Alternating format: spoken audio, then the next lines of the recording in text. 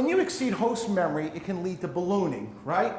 We've all heard the game, memory compression is swapping, right? What's the bottom line with these things? They slow you down. One of the places you have to be careful is swapping occurs in two places. And this is where the VM administrators and the DBAs do one of these, right? There's the guest VM swapping and there's the ESXi host swapping. They're looking at the host going, everything's great. The DBA is looking at the VM going, this stinks. Half the time it's because they asked for X and the VMware system admin said, oh, they don't really need what they asked for. I'll just give them half of that and we'll see if they really use it. What they don't understand, it's a production database and they know what they need. So the two sides don't talk too well. And so the person's looking at the ESXi host going, thumbs up. DBA's looking at the VMware, right? VM itself going, thumbs down. So I have to understand that it can occur in both places. This is where you kind of get burned a little bit. Bottom line, right, it's really easy. Ballooning, memory compression, swapping, slow you down. All right? So then what happens is people hear these rules and they think to themselves, oh, well, I'll just shut off ballooning, right? It gives me that capability. I'm not telling you to do that.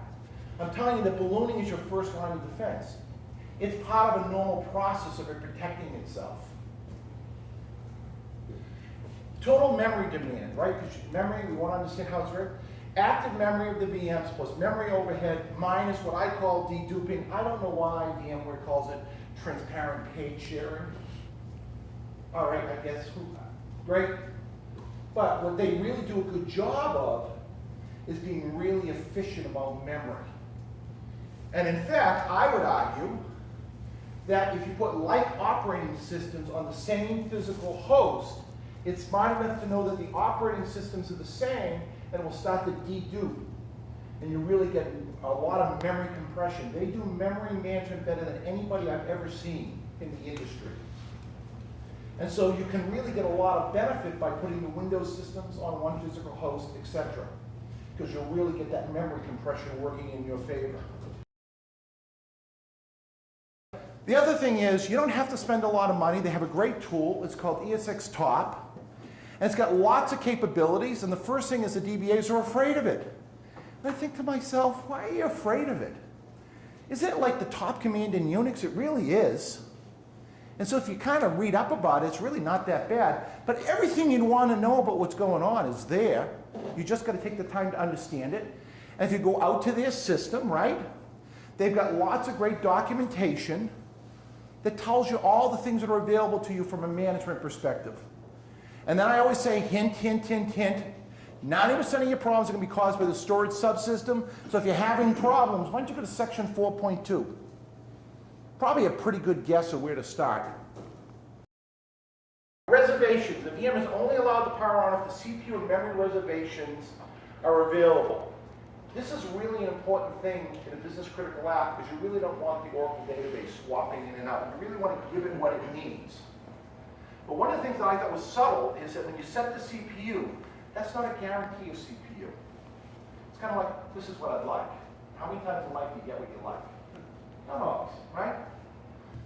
So I'm really big into reservations. I think Yahoo, these things rock, know what there is, right? And in fact, the trick for a DBA is to size it properly. And so